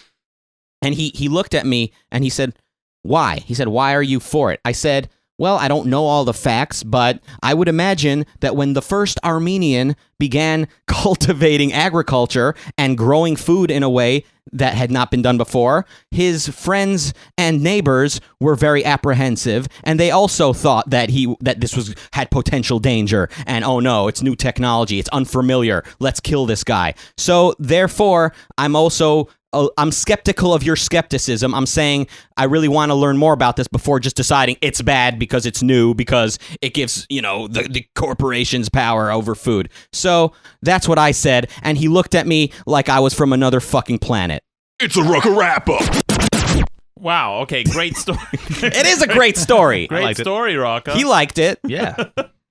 It's fucking stories. See, stories are where we learn shit from. Yeah, if only there was some way to learn more about genetic modification and the risk of it. Yeah. And the potential outcome, and have a stronger opinion on it. I was born without the ability to learn or change my opinions, so I can't. Unfortunately, I'm stuck with what I think. Yeah. Well, the Ruckas of the world would say, no, you weren't. You I do love have the fact that all opportunity. 4 of us are fucking internet innovators. We've all decided we're not just gonna fucking die in the town we grew up in. We're gonna fucking create fucking content and share it with literally the internet using world. And we're sitting here having to debate the fact, do people choose what they choose or not? It's so fucking bizarre to me that I need to fucking constantly, you are the embodiment of free will. You were born to be a fucking a sad Armenian in Utah, and instead you chose to be a sad Armenian who thinks he's a white gamer in Los Angeles. You've fucking taken life by the horns and decided what you wanted to do with your life. And I need to argue with you that you have free will. You hear that, everyone? Just choose to be successful. Just choose to be free. At least try. Hey, speaking of choice, can I raise one more point? Yes. Because we talked about how genetic engineering can fuck over your kids and your kids' kids and your kids' kids' kids. But what if you could genetically engineer yourself? What if science got so far it leapfrogged over what it's currently at, and you could just do something to your own body? You put in an injection, you wake up, and you've got 6 fingers, you've got your deaf, whatever you feel like. Would that be okay with you guys? Would you be for that? No, I don't think that people should have the choice to genetically modify themselves. Why not? Again, because they cannot foresee the repercussions potentially down the line. It can open a Pandora's box. What if someone says, okay, you know what? I want to have a giant pecker. And then they do it. They get like a 12-incher, right? Mhm. They got this like giant, Yeah. they got this giant pecker, the party Wow, record. you're really, right? really fixated on this imagery. Right? Speaking of how images affect us, it's a big old you've summer been talking sausage. about this penis for a long time now. Yeah, it's Is really there a big. point to this, Yeah, this story? There's a point to the penis. Yeah. And it's too big, right? too big. And this person says, what do you you know mean what? yeah. I want to make it so that I genetically modify my entire lineage. Everyone in my family is going to have a giant penis. And then suddenly that spreads somehow. But do you have a problem with him changing his own penis if it has no effect on his kids? Well, He's saying we don't know. You don't know, though. You don't know. Okay. There is a chance that gene could get passed on from generation to generation, and that penis is too big. Yeah. That Well, penis couldn't is they then use the same technology to shrink the penis? You could potentially, but we don't know. And again, from generation to generation, even if they try to apply that technology. What if you couldn't yeah, shrink the I'm penis? just- What if all you can do is grow the rest of you even bigger, and we end up with a race of Normal size. 100-foot tall people because it's the only way to get our dick ratio back in order? Like that would be a terrifying world. Yeah. But what if you could genetically alter yourself on the agreement that you must be sterilized when you do so? There we go. I'm in favor of that. Yeah. Although, yeah, me too. that's pure freedom of choice. But then you know? the Terminator gene could be passed on as well. Oh, I guess you couldn't. you right? must You're be sterilized. If you genetically alter yourself for better or worse, you must be sterilized because that's your choice and no one else's. So physically or chemically sterilized, I'm okay with that. Yeah, me too. He's generally a fan of sterilizing people, but As a rule. every time you mention the Terminator gene, I keep thinking you're going to say like, what if these perfectly genetically modified people turn on us because we're not perfect enough? That's also a possibility. We could genetically modify someone so smart Yeah. that they decide that first of all, they can outwit us. They can create technology that's better than us. They can think and process information more quickly than us, and they decide, guys, we are the Ubermensch, and this breed of humanity is too dumb and too slow and too slovenly. We don't even have to poop anymore. These humans are still using paper to wipe their asses. That's dumb. And they decide to wipe us out. We don't even have to worry about artificial intelligence being the threat. We just have to worry about our future brood and our generations being the threat. Because if they are so smart that they decide that we are holding them back, they could be the biggest threat to humanity going forward. Well, if they are so smart, they would probably realize that Nietzsche was wrong and that the world is not a zero-sum game and that us being less smart than them does not have any effect, any negative effect on them whatsoever. And if they are so smart, they would rather live at peace with us and trade with us. Oh, well, Yeah, let's hope that being smart makes you good, which I'm not sure on. I don't think it has any bearing either way. Like I tried to say earlier, your level of IQ, so to speak, or your mental capacity does not determine if you choose which ideas you choose you agree with. Well, exactly, and that you just contradicted yourself. No, I did. You said I said hopefully if he's smart, he'll realize that. Great. But if he's fucking has a super high capacity, I guess he could just fucking create a nuclear bomb to bring up that example and just blow us all up. He can. Well, that's a risk I'm not willing to take. But we should get on to A recap of last week's debate, guys. Last week we debated whether or not net neutrality is necessary. This is a big topic, big debate. We kind of talked on it 2 weeks ago with Adam from Your Movie Sucks, and it was a kind of a short debate at the tail end of the episode. Mikey, you weren't here last week. What's your thought on net neutrality, for or against? I'm still trying to figure it out. I don't know. I like that. He doesn't know, so he's not just picking a side. Yeah. Unlike What about people. you, Trump? As long as I have Twitter, it doesn't matter, Maddox. Yeah, no, it matters. You're the one making this debate relevant. Now you're getting wordy, all right? Agit Pie. Do you know who Agit Pie is, Donald? Yes, I love pie. I love berry pie. I love Republic. All right, Donald, thank you very much for your input. Well, we put it to the vote on the website on madcastmedia.com, and with 86% of the vote, people voted yes. Net neutrality is necessary. And Rucka, that's up 4% from last week, the week before, when we had the short debate at the tail end of the episode. Rucka's argument essentially was for absolute property rights, which is a principle, just not a good one. Yeah. and as I've always said, if we're going to violate property rights, let's start with yours, Maddox. Yeah, well, people do all the fucking time. Like I said last week, and I'll say this week, the fact that my side of the debate even got that much is probably just a mistake. Like people, they thought they were voting for the other side of the argument. I agree. So I believe 100% of people agree with you on this. Hey, I'm being a little bit cynical. Obviously, there are some people out there, gems in the mud, if you will. But listen, by the way, whether or not the FCC repeals net neutrality, you won, Maddox. You won. You've got everyone on your side. Our culture agrees with you on this. Yes. And even if net neutrality goes away, something like it will be back soon because everyone agrees with you on this. Yeah. So no matter what happens, you won. Congratulations. Thanks. I have never for a minute said that anyone is on my side on this. And if what you want is the government to help us have a fairer internet, you've come to the right time and place, my friend. Great. Because that's what we have. It's great. Yeah, they will be happy to accommodate you on What do that. you think, Rob? I trust them more than Comcast.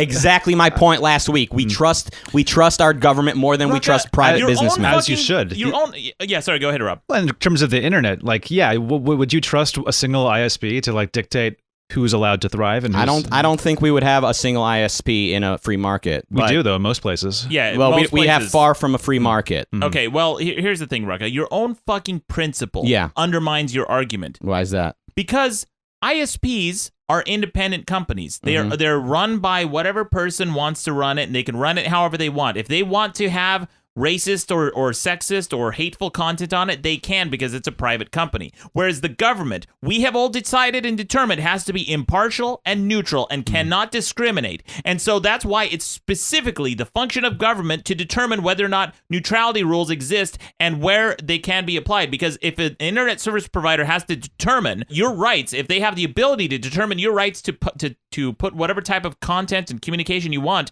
they can discriminate against you based on your political beliefs, based on your race, based on your gender, based on your religion, anything they want because they're a private company, whereas government cannot. Should you be allowed to be racist in your own home? As a private individual, sure. Okay, and I'm saying a company is an extension of your home. It's your property. And so, yes, I would say a private company can do whatever they want, and you and I can choose to not use their service. And that's Rob's point. I would argue the internet is not really a service. It's the access to many services. It's a utility more than it is a service. That's the argument people make. They're morphing it into a public utility, a concept I reject altogether. But sorry to interrupt. As somebody who started a business on the internet, I would not be here without net neutrality. My website was openly accessible. Same with you. My website was openly accessible to anyone who wanted to see it. There was no barrier to entry. If you had the internet, you could read our comics. And without that in place, without net neutrality, the next Cyanide and Happiness is dead before it even starts. You're already seeing that take place. It's much harder for webcomics to get a foothold. Absolutely, it's already happening. Even social media is starting to kill off the ability to get started. Yeah, because or at least changing the way the game works. Yeah, because it's not neutral. If I had to, as Maddox, a 16-year-old kid with zero budget, if I had to promote my posts on Facebook to get seen, fucking forget about it. It's really hard to start a brand new Facebook page. In fact, I did for Madcast Media, and I wanted to because I wanted to see how it would grow organically. And I think as of just over a year now, it has about 1,200 followers on Facebook. It's really hard to grow that without spending money to do that. And that's what a non-net neutral world will look like. And also, to Rob's point, we have net neutrality, and Facebook is doing that. Well, yeah, exactly, and it's not net neutral. That's what the problem with Facebook is. Should the government be telling Facebook to make all posts equal? Maybe, if it gets big enough. Wow, So it's that, almost like these principles multiply and give the government more power than you meant to give them. So now, okay, how about on your personal corner of the internet? What you choose to, what ideas you choose to promote and entertain. Well, Facebook has alternatives. So you can go on Instagram and Twitter and move your audience there. Tell them all to follow you. Get away from Facebook. They're really mistreating me. The internet, you can't do that. At most places in the U.S., you have a maximum of 2 ISPs, maybe 1 if you're in a rural area. Listen, like the point I made last week was mostly that just people are making pragmatic arguments around this, which I say we need to start with a principle, an argument of principles, and my main one is property rights. So even if it were true that net neutrality is beneficial to you, I would say even so, as a matter of principle, you should oppose it. But I'll even say a freer internet. Currently, an ISP can't even buy another big ISP out without dealing with antitrust legislation and all that shit. Those poor guys. Exactly. You're cynical. You make fun of the big business. You don't give a shit about their rights. I'm sorry to use strong language with you. We treat them like they're not human beings. Like their rights are. We can compromise on their rights. We can violate their rights because they're rich, because they're big. And listen, a new ISP cannot.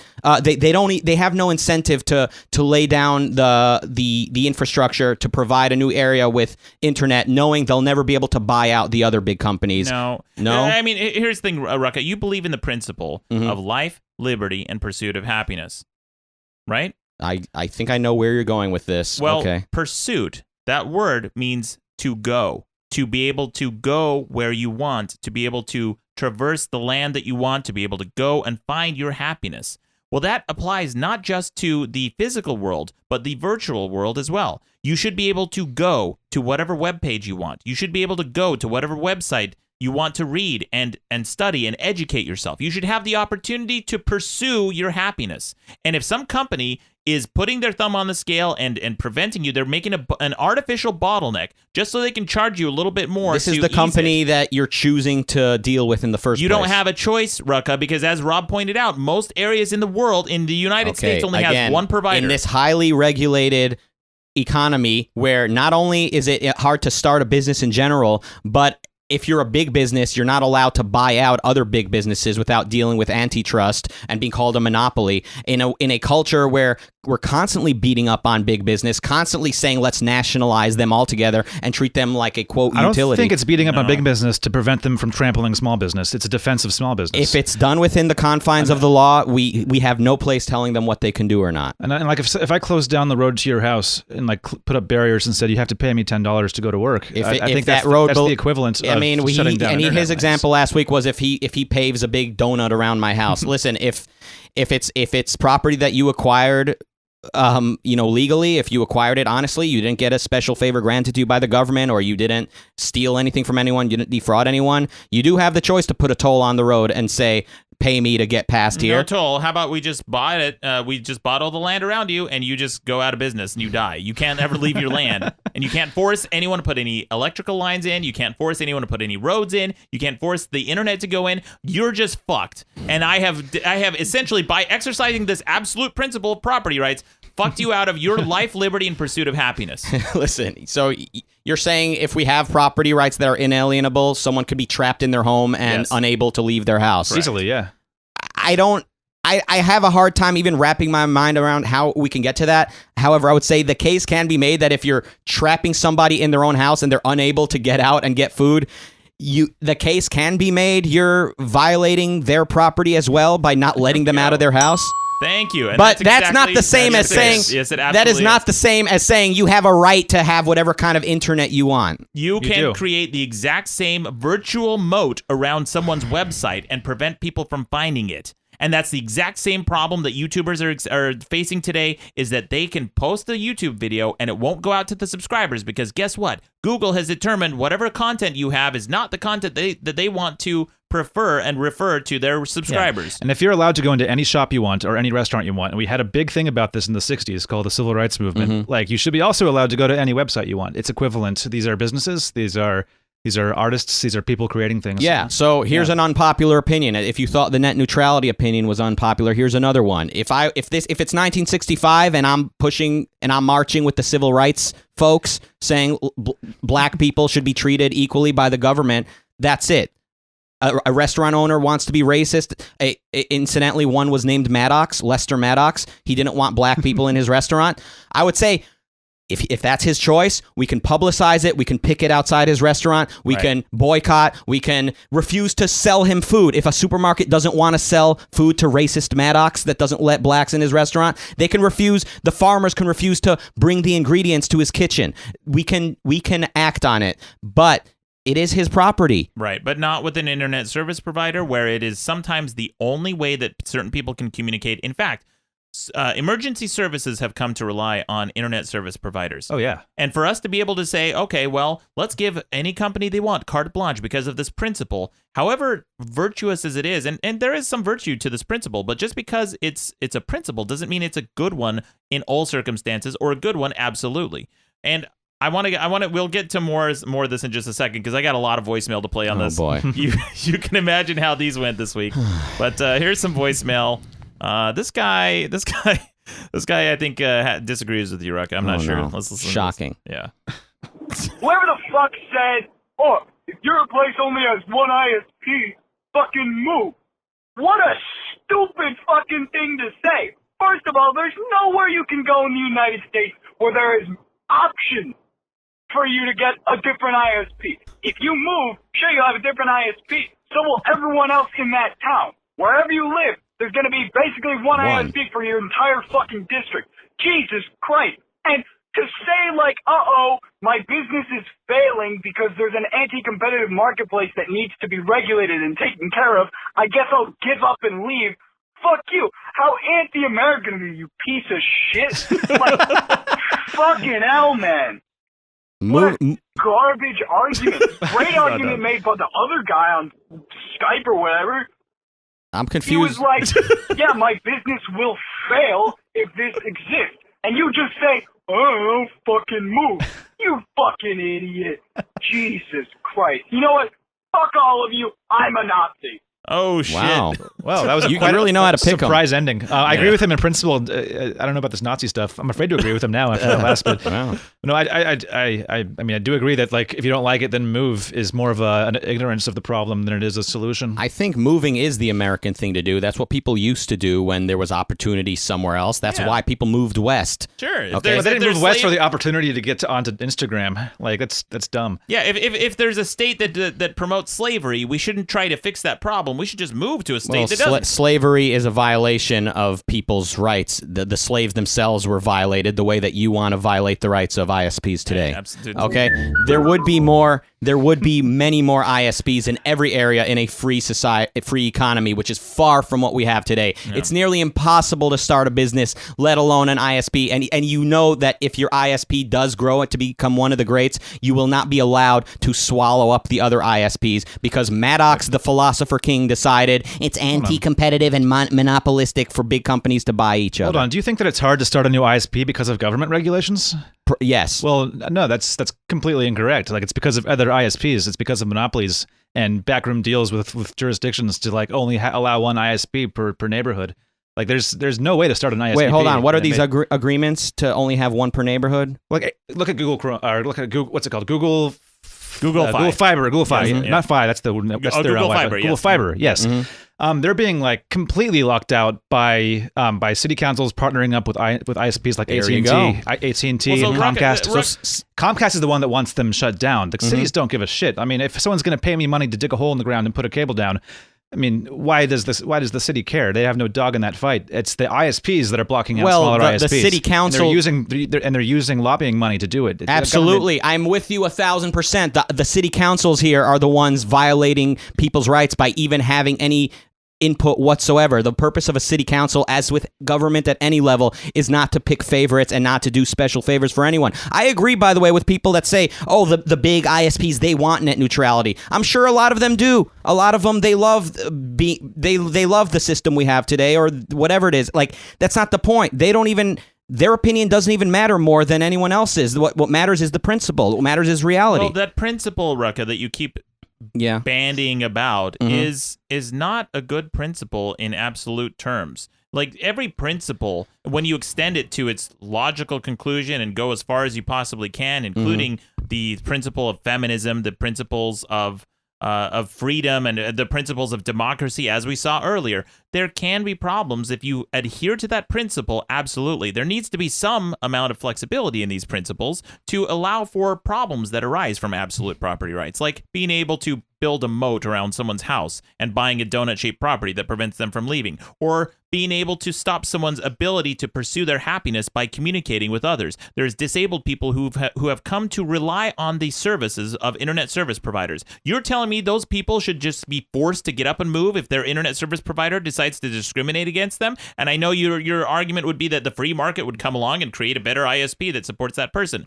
But that's a big what if, because it might not. And sometimes it may be so cost prohibitive for an internet service provider to come in and do that. And to suggest that it's because we have these absolute property rights, first of all, that goes to the very core of what the internet is. I don't even think it's property. The internet shouldn't be property, just like being able to traverse through certain lands that have been deemed by the public as accessible to all. No discrimination, no favoritism. Those should be neutral. Anyone should be able to transport whatever they want, so long as it doesn't harm their neighbors, through the internet and through the roads. You've demonstrated beautifully the fact that your side of this debate is necessarily taking us towards full nationalization of this industry. Yeah, go ahead. Google is like arguably, the biggest or one of the biggest companies in the world, and they are being blocked at every single turn from laying down fiber and expanding their ISP market. Stopped by who? And they're being stopped by lobbying money from other ISPs. Right, billions lobbying. And billions of dollars. I'm the one trying to get rid of this lobby system. You guys act like you're so anti-business.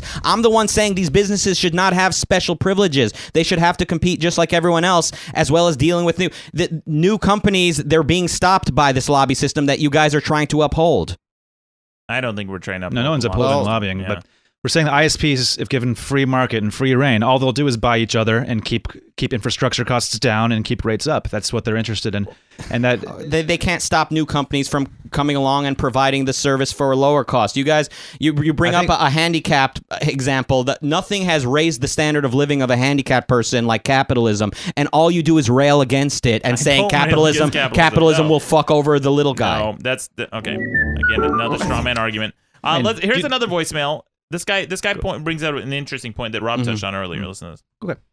Good afternoon, gentlemen. This is in regards to the net neutrality debate.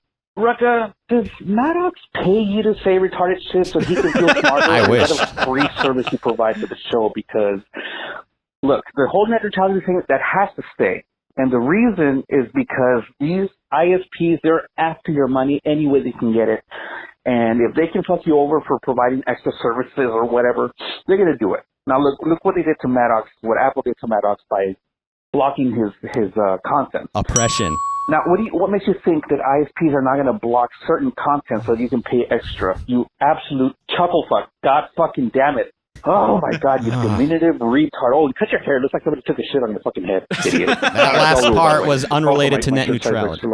If you could send me two. Oh, now he wants free shit. Free Typical net neutrality supporter wants free T-shirts. Listen, you guys are trying to uphold a system where there's only 1 or 2 or 3 ISPs in any given region. I'm saying let's open the market, get the government completely out. Don't let anyone lobby. Don't let anyone get special favors, and you'll be amazed at the new options that come along. There may be new types of internet. There could be something that has a new name that you couldn't have imagined. You're so cynical and you mock me every minute. I'm not mocking Nobody you. could have predicted the internet would exist. It's so fucking unheard of. I could have predicted it. Here's the thing. Of course you could have. Let me ask you this, Rocket. Yeah.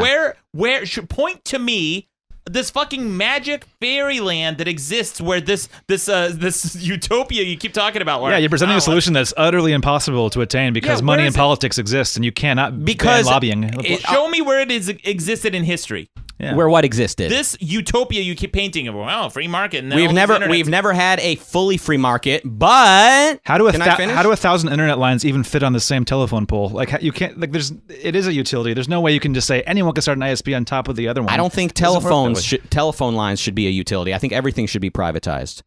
Okay, so if someone comes along and just puts a big fucking demarcated red line, which actually happened in Oklahoma, if they put this big fucking demarcated red line and say, okay, this is a red zone, you can't put any fucking power lines past this zone because I own this property. Sorry, the entire north side of Oklahoma. Sorry, you guys don't get electricity. You guys don't get internet. You don't get telephones. You can prevent. Like, at what fucking cost do you uphold this principle? Because it is stifling innovation. It is stifling the commerce of America. It is making America weaker, and that goes to the core of your fucking beliefs that the government should protect our properties, right? Well, part of our property is the value, the cumulative value of a nation, and that nation is the driving engine of the economy is Wall Street, is innovation, and commerce. And if you cripple commerce because some dipshit wants to fucking buy a piece of land and prevent power lines from going in, then shouldn't government step in and then say, hey, fuck you, because this is making our country weaker? Isn't it eminent domain?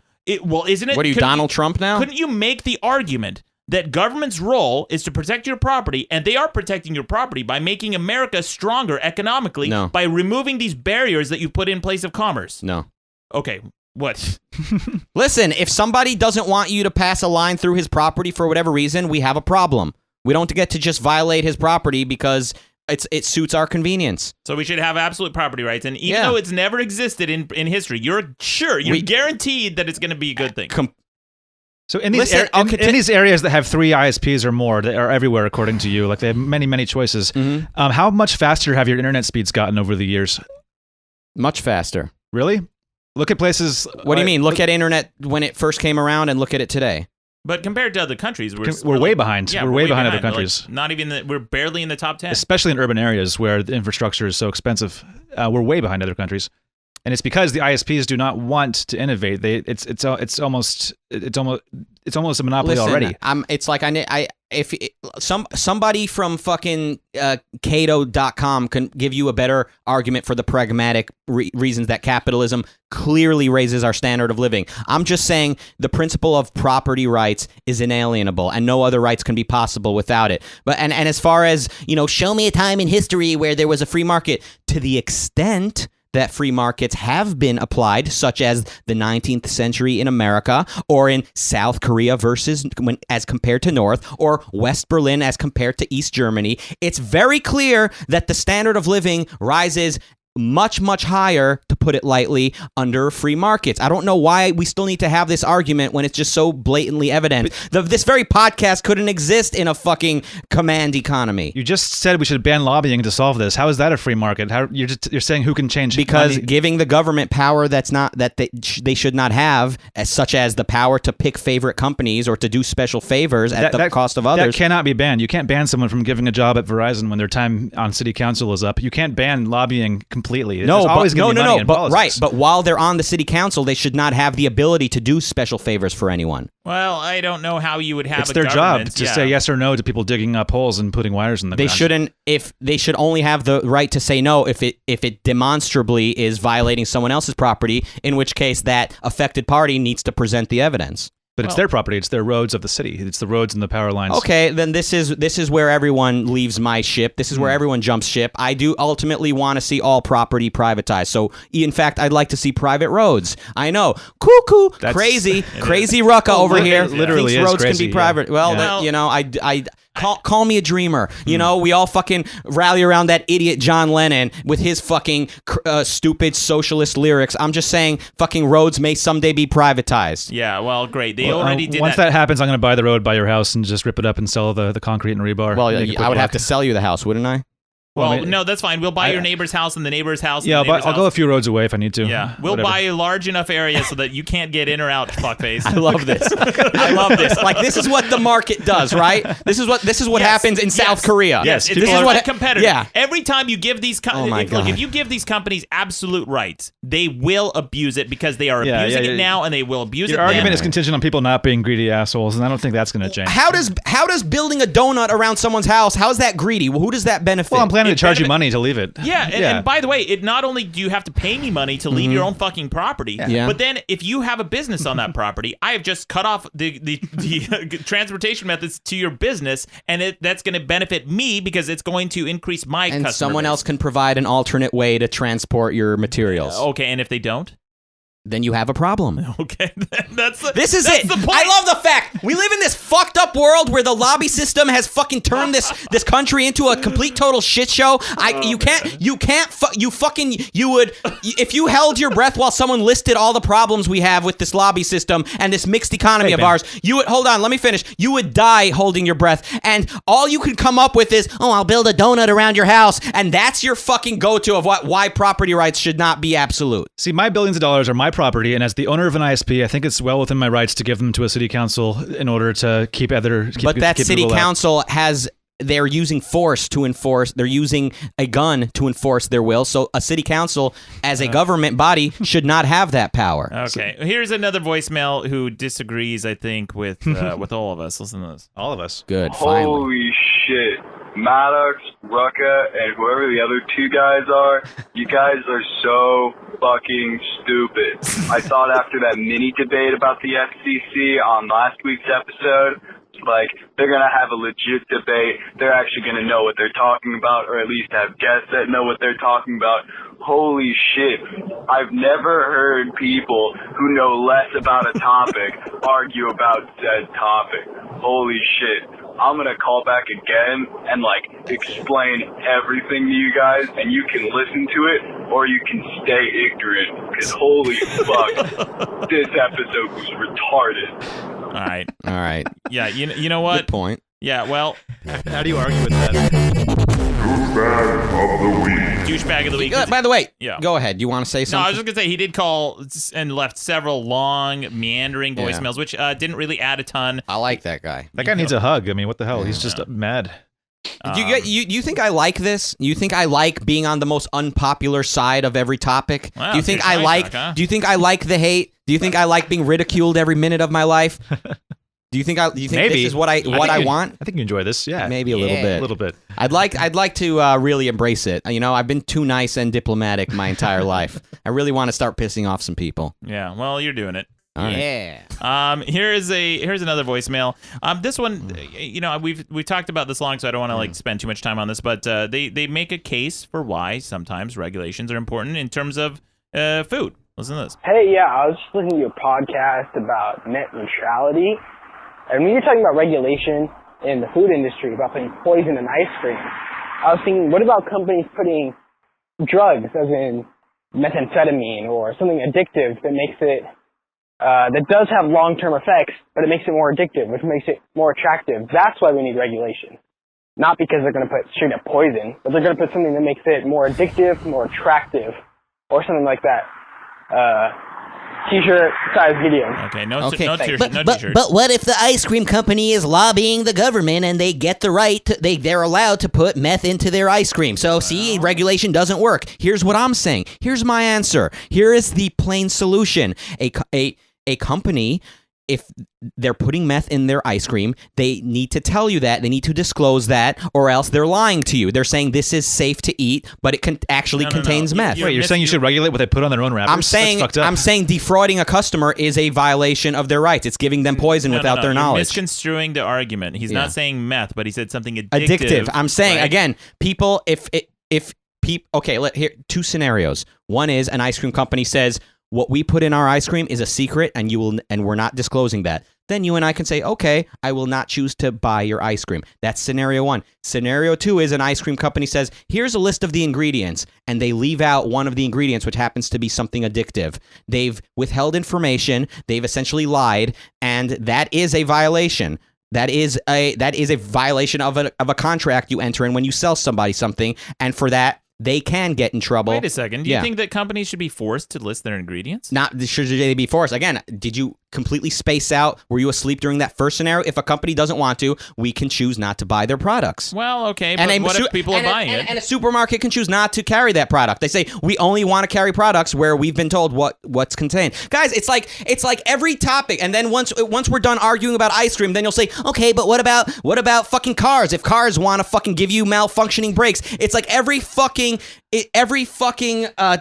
scenario, we need to have the same exact debate. I'm speaking in terms of principles that can be applied to every one of these, okay? I'm just like, it's like we need to have the same debate. Next week, let's debate if fucking guns should have a safety or not. It's like fucking every fucking issue, we need to have the same exact fucking debate. Is everyone fucking incapable of integrating concepts and percepts and fucking forming a coherent view of life?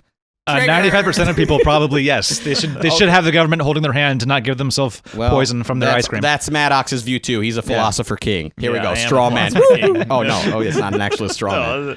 I agree. Here's one more. I talked about how much I hate Last of Us, and I'm still getting voicemail about that. Listen to this. Ooh, that's a Hey controversial. Maddox, the Ryan here.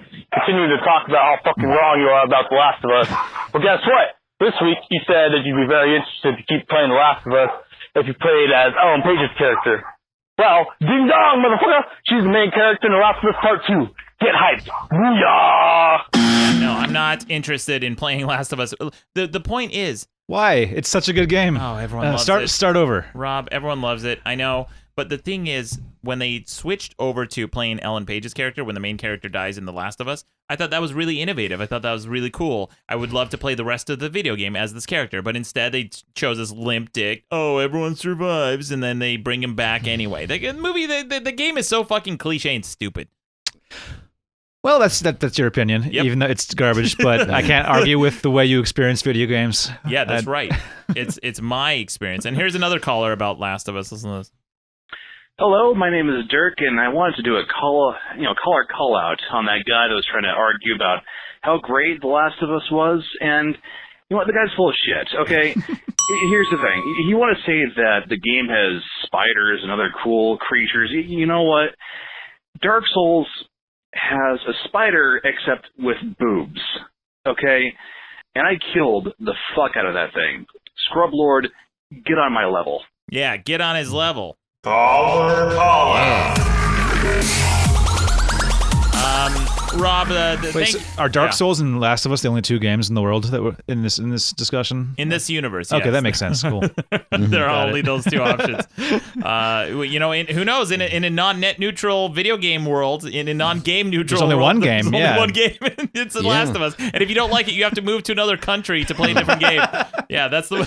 Oh yeah, there's so many groundbreaking video games in the Soviet Union. I forgot. Yeah, well, that's the point. Anyway, Rob, thank you so much for joining us. It's been a long time coming. Is there anything you want to plug before we go? Yeah, we've got a YouTube channel. We make a short a week. Look up Explosive Entertainment. We've got a video game coming out in the coming months. Keep an eye on somewhere towards your Steam account. It should pop up. Super in the store. exciting. Yeah, can't put a date on it yet. Yep. But keep an eye out. We're pretty excited about it. And a good friend of ours, Roger Barr, has worked on the game. Yep. You guys working together. A lot of voice cameos in the game as well. Tons. Yeah. Yep. It's solid. Everything I've seen is hysterical. It'll be a lot of fun. And I want to touch a little bit more on, you were on the Rubin Report. Ruck, what was your experience like on there?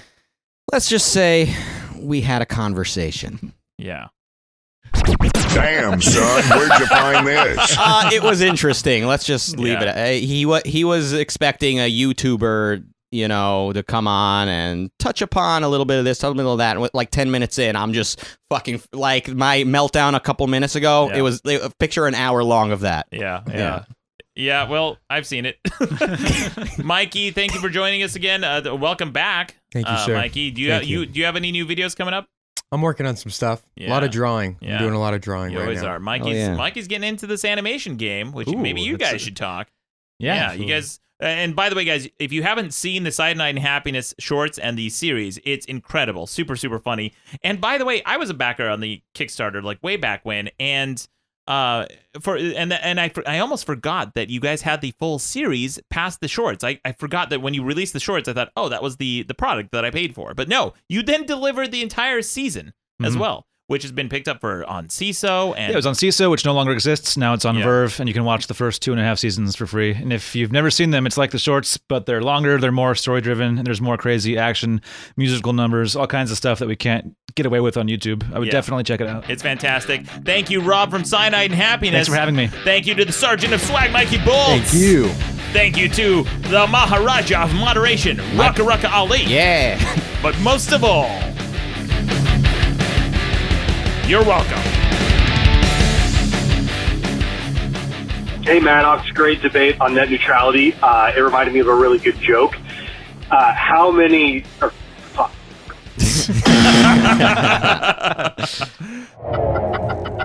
Hey there. Don't forget to subscribe to Madcast shows on iTunes, Stitcher, or your favorite podcast app. Okay, bye. Madcast Media Network.